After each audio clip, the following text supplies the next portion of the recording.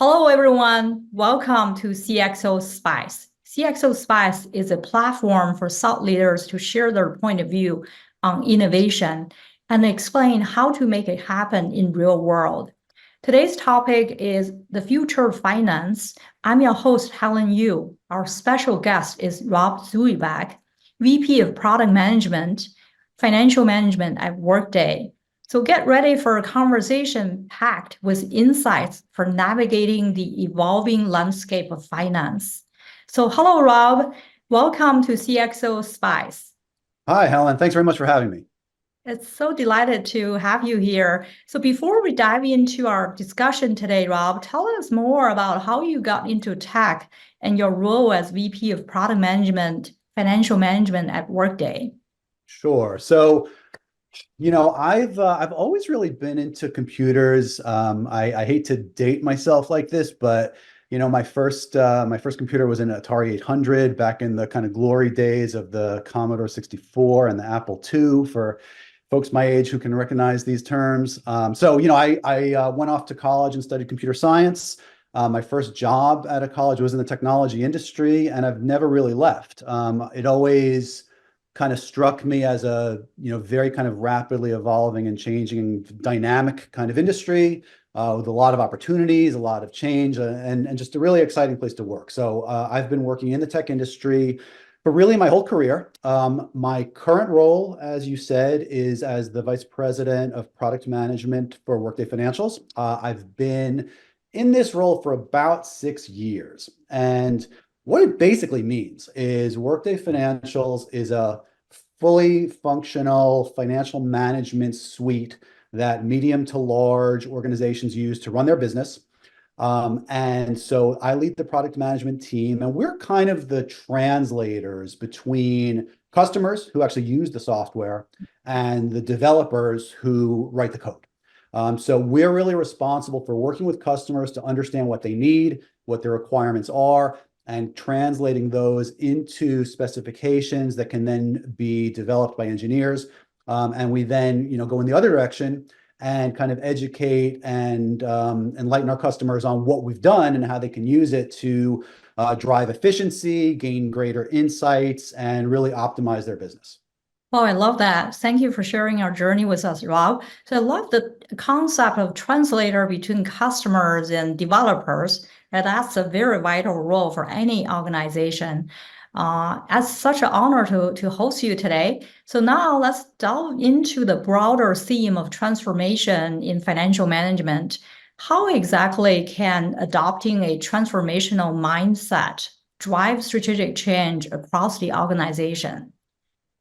Yeah, that's an interesting question. When we, look at accounting and finance, these are often thought to be very kind of conservative. We created double entry bookkeeping 500 years ago, and it hasn't really changed since. But in reality, we are seeing a tremendous transformation in the way that organizations manage their finances. And this notion of a transformational mindset is really very powerful. And there's kind of tremendous benefits to be gained from adopting a true transformational mindset, not just doing things the way that they've always done them. Workday Financials is, we say, native on the cloud, meaning it was first created as a cloud application. And the move from kind of on-premise financial management to the cloud is inherently transformational. And a lot of organizations don't necessarily grasp that, and they sometimes want to do what's known as lift and shift. We're going to keep doing things the way we've always done them. We're just going to do it on the cloud instead of, on software that's installed on our own machines. And that's okay, right? You can do that. But if you do, you're really missing out on a lot of the tremendous benefits that a more transformational mindset can give you. And what I mean by that is that technology has advanced, and organizations who adopt a transformational mindset are really able to not just operate more efficiently, but what we see is that they're able to drive much deeper and greater insights out of and into their financials. And they're really able to kind of use those insights to become a much more strategic partner to the business. And so rather than just kind of recording the records of what's already transpired, they're really kind of shifting toward a much more forward-looking organization that's able to help guide the business. And again, really kind of become that strategic partner to help drive the business forward. Well, that makes total sense. So considering the strategic transformations facilitated by a forward-thinking approach, in what ways can data management enhance the future of finance? Yeah, data management really kind of goes hand in hand with this notion of the transformational mindset. What we've seen from some, organizations that again really kind of haven't wanted to harness this notion of the transformational mindset is that from a data management perspective, what they've tended to do is try to be very kind of summarized, very simple, really kind of process the least amount of data that they need just to kind of produce financial statements and not, try to avoid any kind of additional detail. And we don't think that that's best practice. What we've seen from some of our customers is a little bit of a different approach where they really focus on data as a tremendous source of value in and of itself, not just as a means to an end, but that they're really able to harness tremendous insights and tremendous value from the data that they produce simply by transacting day by day and preserving rich details from those transactions. And so I can give you an example. Some of our customers in the banking industry, for example, have been very focused on not just kind of persisting the most summarized data that they need, but really kind of preserving rich attributes, rich details alongside those transactions. And so, from all the way back from the source systems, things like, brokerage transactions and customer deposits and loans, being sure to kind of preserve that rich transactional detail all the way through financial management and into the financial statements. And what that enables them to do is produce the external information that's needed for regulators, external stakeholders, et cetera, but also drive their internal financial management, their management reporting, their management analysis, all from a single set of cohesive data, just looking at it at different levels of summarization or dimensionality. And so it really becomes a tremendous asset in and of itself, and that they're able to harness that to really drive key insights. Well, I love that when you say data as a tremendous source of value. That's so well said. So thank you for highlighting the transformative possibility of enhanced data management. So how does democratizing data empower Chief Accounting Officer Office to make more informed decisions and drive organizational growth? Yeah, democratizing data is really a tremendous source of organizational value, both for the chief accounting officer and kind of the controllership, as well as really the business itself. And so one of the great trends that we're seeing, and one of the things that we're seeing some of our customers really embracing, is this notion of democratizing data, putting the power of that data directly in the hands of the information consumer, directly in the hands of the decision maker. And so rather than having data be very kind of tightly controlled, nobody can see it until it's gone through a kind of lengthy month-end process. Nobody can see it unless you're an IT specialist who's able to kind of write queries and kind of extract data from the system. What many of our customers are really focused on doing is truly that notion of democratizing data, putting the data directly into the hands of the people who need it through very easy to use reporting and analytics tools, and making the data available as real time as possible. And so we have cases where some of our customers will have, the line of business decision maker, the line of business leader, able to actually run reports directly out of the system themselves. And so rather than having to rely on an analyst, rather than having to go to IT and, have some kind of specialist run queries, we're very focused on empowering our customers to be able to go ahead and get the data that they need when they need it, based on up-to-the-minute real-time data and based on very easy to use and consumable reporting tools. And we see tremendous power there, and it's a tremendous way of empowering the users who really need that data the most to kind of give that directly to them rather than forcing them to go through multiple layers of intermediaries. Yeah, that's fantastic. Having started my career as an accountant and financial analyst, I can relate to what you just described there. So building on the theme of informed decision making, could you elaborate on how AI, machine learning, and automation contribute to unlocking the full potential of intelligent automation within financial management processes? Yeah, artificial intelligence is a really exciting technology that we're embracing in a very significant way to really drive this notion of, as you said, intelligent automation. We see tremendous value here. So what we're very focused on doing is, we see artificial intelligence and machine learning as technologies that have really kind of moved beyond the buzzword stage. These are true, enterprise strength technologies that really deliver game-changing capabilities in terms of being able to automate transaction flows, automate processes that in the past required a lot of manual work, a lot of rote processes, a lot of people with hands on their keyboard kind of shepherding transactions through the system. And so we're very focused on harnessing the power of artificial intelligence to automate a lot of that rote work and to free people up from having to have their hands on the keyboard full time to being able to do more value-added activities like becoming a true strategic partner to the business, which, by the way, they prefer anyway, right? People don't really want to do very rote data entry activities. They'd much rather be focused on insights and on kind of driving the business forward. And so, an example I can give you, we've harnessed machine learning to essentially automate key parts of the account reconciliation and error correction process that is typically very, very labor intensive as you're trying to close the books, right? So as organizations are trying to get their books closed, they have to enter manual entries, they have to do a lot of reconciliation. They're often having to download large volumes of data into spreadsheets and go play detective to try to figure out anything that's been misaccounted, misclassified, anything that needs to be reclassed. And so we're embracing machine learning to help automate and streamline that process, to identify anomalies as they occur, and to provide a very guided experience to users to help correct those anomalies. So rather than people having to go play detective with huge volumes of data in spreadsheets, let the machine do that for you. Machines are good at that kind of work, and let the users be freed up to really spend their time kind of reviewing the recommendations from the system, accepting those recommendations or not, right? In some cases, they won't accept the recommendation, and the machine learns from that. It's true machine learning. And so the system gets better over time. It gets more and more efficient.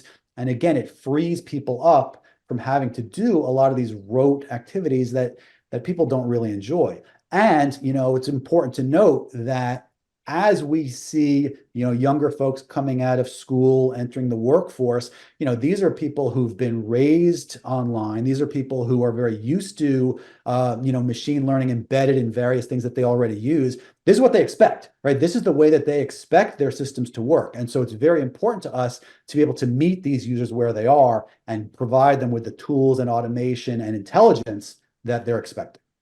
Yeah, is that the 0-day close that you mentioned during the recent seminar with KPMG? Yes, exactly. It's very much related. So we talk a lot about 0-day close. We see this as a really exciting path forward. The idea of 0-day close is not just about shrinking the close process, although that's important in and of itself. But what 0-day close really speaks to is this notion of organizations wanting to be able to kind of operate in a continuously closed state. Mhm. And so again, what that means, that goes back to this notion of democratizing data. It goes back to this notion of real-time data. It basically is saying that key decision makers should be able to get the up-to-the-minute financial information that they need to make their decisions out of the system when they need it on demand. They shouldn't have to wait for a lengthy manual close process that may take weeks. They should be able to harness the power of machine learning and artificial intelligence to automate those processes and to enable them to be in essentially a continuously closed state. So that's what 0-day close is all about. We are not there yet, but we're very much aggressively working toward helping our customers get there. That's kind of the North Star that we're operating toward.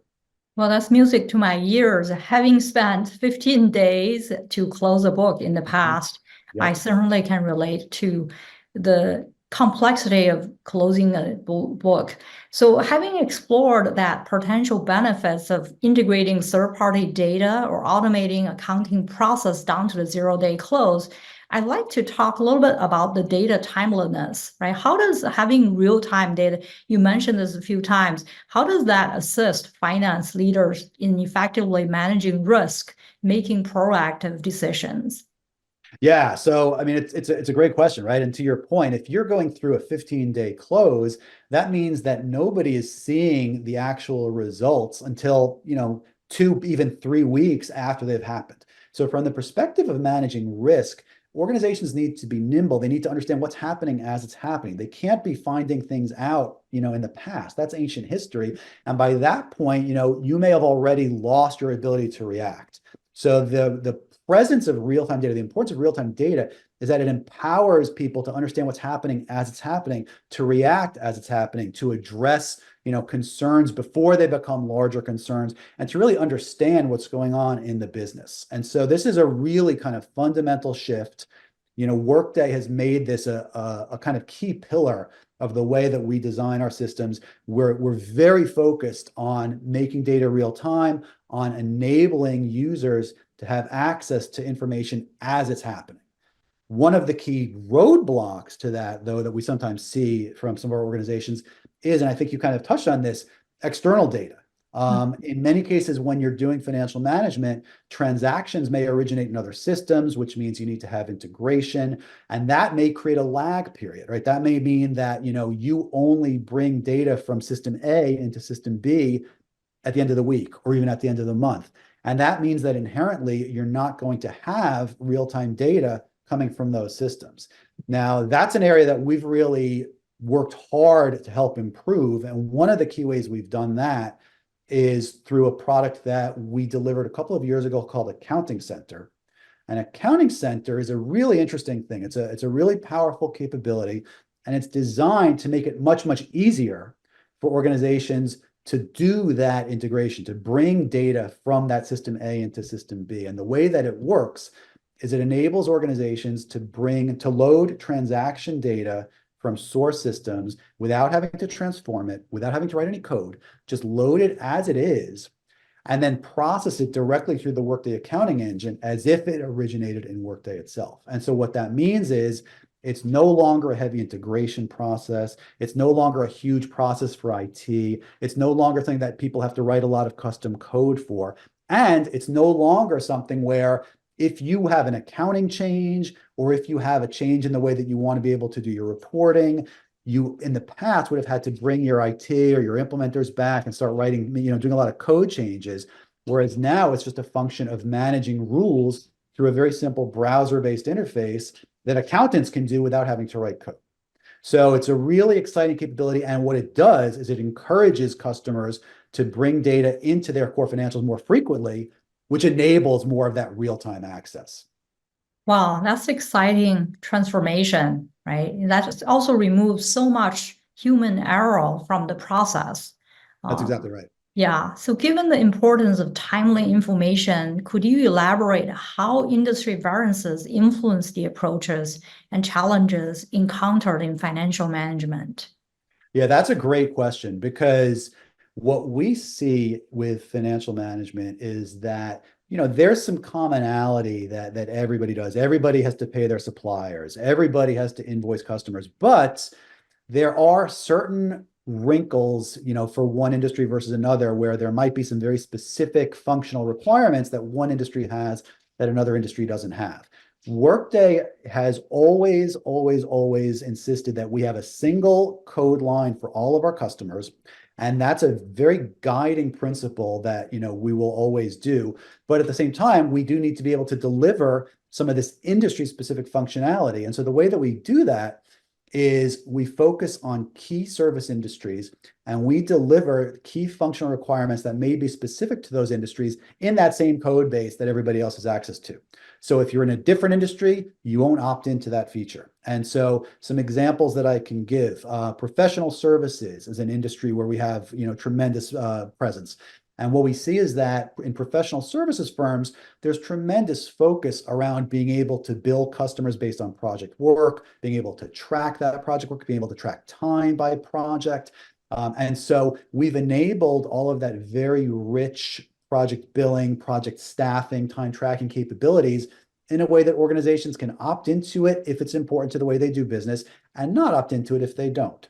And we're even taking it a step further and building out capabilities to manage the quoting process so that professional services firms can actually automate the way that they go after business and then generate the projects and the staffing plans that they need to kind of execute on that work. So that's something that in the past, professional services firms typically did in spreadsheets. We're now helping them to automate and streamline that.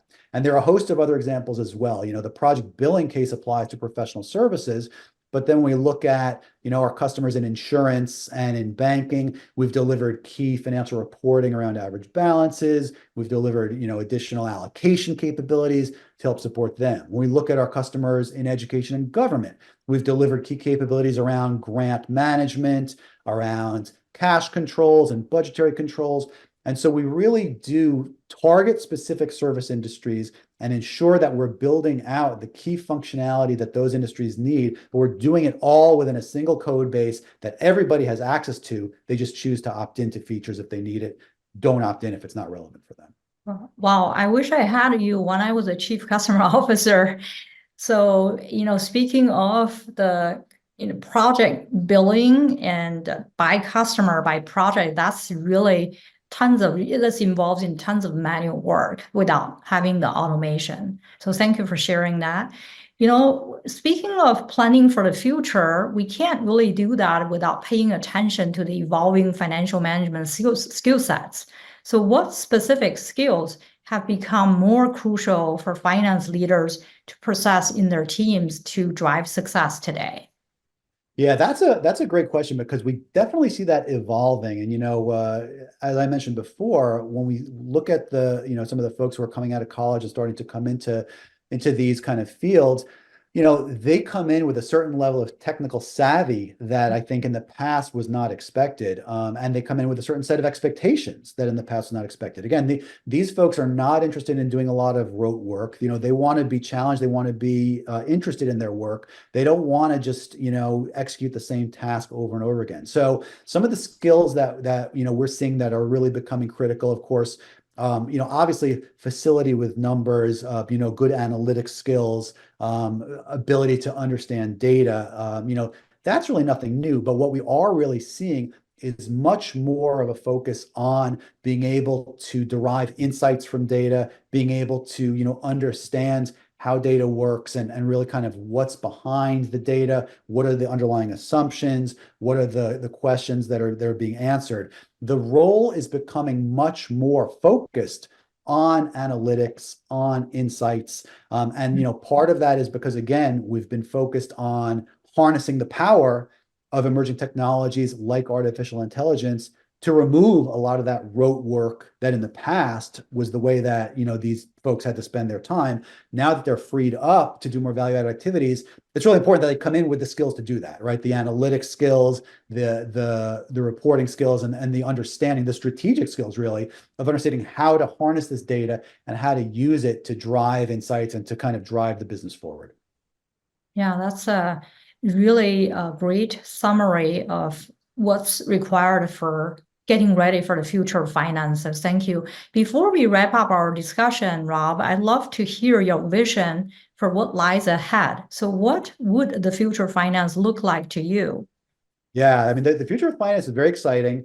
And what we see when we look forward, 5, 10 years, what we really see is that, again, the power of harnessing artificial intelligence, including some of the newer Gen AI capabilities, is really, the opportunities are tremendous. And what we really see is moving more and more and more towards the notion where transaction processes can be automated, where users are still using the system, but rather than focusing on, shepherding transactions through the system, users are able to spend most of their time reviewing insights that the system is providing to them, helping to kind of provide guidance to the business, and really just kind of approving or rejecting recommendations from the system. And so it becomes a much more forward-looking role, much more about predictive analytics and much less about reactive, and really moving toward that notion of a zero-day close, where organizations can really operate in essentially a continuously closed state.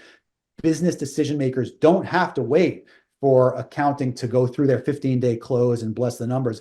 They're able to access and harness and leverage up to the minute information to answer the questions that they need to answer. And they're able to do all of this without anybody needing to write code, without anybody needing to go call IT, without anybody needing to go write queries, using very simple, graphical, intuitive, and natural language tools to be able to communicate with the system in, the language that they're used to speaking, and to be able to get answers back in the language that they're used to speaking.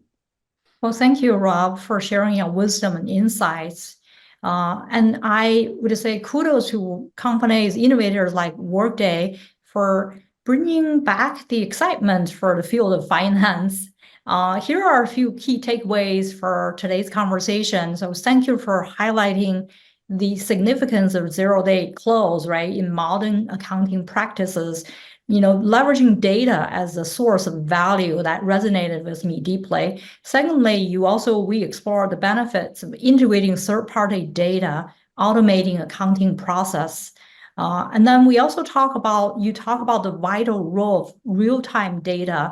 What really resonated with me greatly was the association with the risk management, right? Having that visibility in real-time data and without so much human intervention, that definitely reduced the risk in general. Lastly, appreciate the real-time example of how AI and machine learning can be applied to accounting and their impact on accounting, accessing real-time data. Your example about the banking industry, professional service industry, and many other industries really resonate with me greatly. So thank you everyone for tuning in today. Stay hungry, stay bold, and stay grateful.